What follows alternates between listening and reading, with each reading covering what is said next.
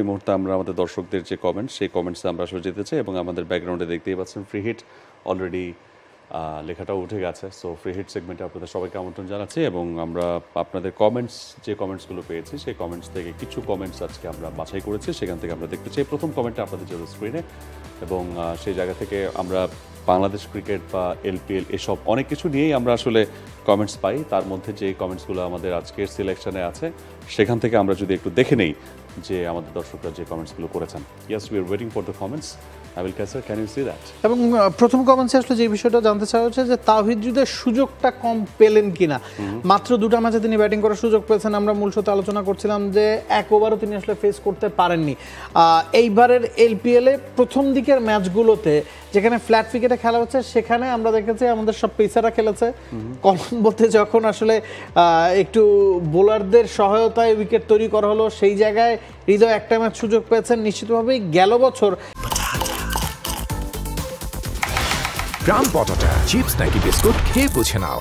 জাফনাতে তিনি যে সুযোগটা পেয়েছেন, জাফনা তাকে যতটা কাজে লাগাতে পেরেছে ডাম্বুলা সেই কাজটা করতে পারেনি, এতে কোনো সন্দেহ নাই। আপনি মার্ক চ্যাপম্যানকে খেলিয়েছেন, রিজা হেনরিক্সকে খেলিয়েছেন, দ্যাটস অল ফাইন, বাট আপনার যেই চারজন বিদেশিকে যেভাবে ব্যবহার করা দরকার ছিল ওই জায়গাটাতে তাদের ঘাটতি রয়ে গেছে। তারা বিদেশি মোহাম্মদ নবীকে দিয়ে ক্যাপ্টেন্সি করিয়েছে, সেই জায়গায় একটা স্পট তাদের পুরোপুরি আসলে ব্লক হয়ে গিয়েছিল এবং নবী পুরো টুর্নামেন্ট জুড়ে আসলে পারফর্ম করতে পারেনি। গেল ম্যাচটাতে যখন তার দল বাদ পড়ে গেছে, 5 দলের মধ্যে পঞ্চম দল হওয়া প্রায় নিশ্চিত হয়ে গেছে, তখন তিনি একটা 40 রানের ইনিংস খেলেছেন। এছাড়া পুরো টুর্নামেন্ট জুড়ে কিন্তু মোহাম্মদ নবী ফ্লপ ছিলেন। যদি নবী ক্যাপ্টেন না হতেন, যদি লোকাল কেউ ক্যাপ্টেন হতেন, সেক্ষেত্রে আমার কাছে মনে হয় তাওহিদ হৃদয় আরও অনেক বেশি সুযোগ পেতেন এবং সুযোগ পেলে তিনি পারফর্ম করতেন, এই বিশ্বাসটা আমার কাছে আছে বা আমার মনে হয়। কারণ যে ধরনের ফর্ম নিয়ে তিনি গেছেন টি-20 বিশ্বকাপে বা বিপিএলে বা টি-20 ফর্মেটটা তিনি যেভাবে খেলে থাকেন, গেল বছর যেভাবে পারফর্ম করেছিলেন, সেই আত্মবিশ্বাসটা তার নিশ্চিতভাবেই সঙ্গী হিসেবে ছিল। একটা ম্যাচ খেলার পরে তাকে বাদ দেওয়াটা আমার কাছে যুক্তিযুক্ত মনে হয়। Yes, we would like to go for the next comment. সেখানে আমরা যদি দেখি যে এখানে ডাম্বুলা নিয়ে আসলে প্রশ্ন করা হয়েছে যে ওই হৃদয়ের দলটাই কেন মানে এরকম হতশ্রী চেহারা বাংলাদেশের সাথে তুলনা করা হয়েছে। তবে এই তুলনাটাকে আমি ঠিক মানতে রাজি না, কারণ বাংলাদেশ তো 20 দলের মধ্যে সুপার 8 খেলেছে, এই দলটা 5 দলের মধ্যে পঞ্চম হয়েছে। তো এই তুলনাটা আমি ঠিক মানতে রাজি না।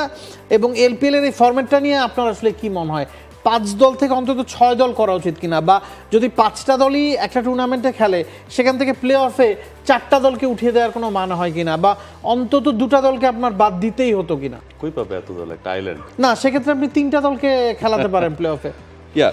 সেখানে হয়তো বা একটা চিন্তা ভাবনা করতেই পারে। আমরা লাস্ট কমেন্টটাতে একটু যাই, শেষ কমেন্টটাতে আমাদের সময়টাও শেষের দিকে। এশিয়া কাপ সরাসরি সম্প্রচার করবে কিনা টি স্পোর্টস, সেই জায়গাতে আমরা যতটুকু জানি, আমরা তো জানি দেখাচ্ছে নারী এশিয়া কাপ টি স্পোর্টসের পর্দায় আপনারা দেখতে পারবেন। সেটা টি স্পোর্টস নেটওয়ার্কে বলুন, অ্যাপে বলুন, টিভিতে বলুন, সব জায়গায় হয়তো অ্যাভেলেবেল থাকবে। নারী এশিয়া কাপটা টি স্পোর্টস দেখাচ্ছে এবং নারী এশিয়া কাপ ইতিমধ্যে বাংলাদেশ একবার জিতেছে, যদিও তাদের বাংলাদেশের ক্যাপ্টেন সেমিফাইনাল খেলার সম্ভাবনার কথা বলছেন। আমরা মূলত এই বিষয়টা নিয়ে আলোচনা করছিলাম যে কী ধরনের ইকুয়েশন হতে পারে। বাংলাদেশ গ্রুপ বিতে শ্রীলঙ্কার সাথে, মালয়েশিয়ার সাথে, থাইল্যান্ডের সাথে আছে।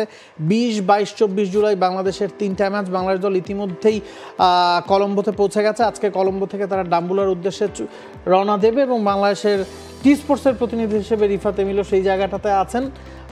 সব খবরাখবরই টি স্পোর্টসের পর্দায় হয়তো আপনারা দেখতে পারবেন, সেটাই আমরা প্রত্যাশা করছি। এবং নারী দলের জন্য আমাদের তরফ থেকে কিন্তু শুভকামনা আমরা জানাচ্ছি যে এবার বাংলাদেশের জন্য একটা ভালো বার্তা আমরা শ্রীলঙ্কা থেকে পাবো। অন্তত যে ইকুয়েশনের কথা আমরা বলছিলাম সেটা যদি হয় তাহলে বাংলাদেশের জন্য হিসাবটা হয়তো বা কম্পারেটিভলি সহজ হতে যাচ্ছে।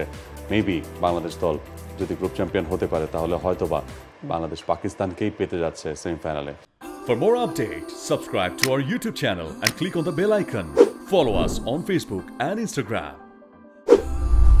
Download T-Sports app to enjoy exciting games and highlights. Visit tsports.com.